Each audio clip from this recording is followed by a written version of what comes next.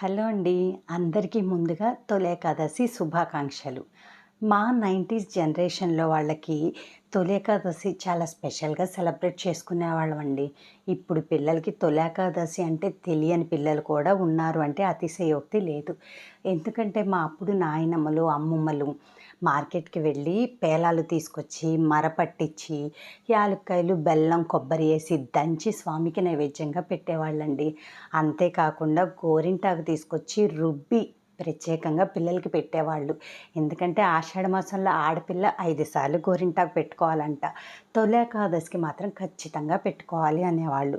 చాలా సంబరంగా, మురిపంగా జరిగేవి. ఇప్పుడు పిల్లలు అవన్నీ కోల్పోతున్నారేమో అని మనసుకు చాలా బాధగా ఉందండి. మీలో ఎంతమందికి పేలాల పిండంటే ఇష్టమో నాకు కామెంట్ సెక్షన్‌లో తెలియచేయండి.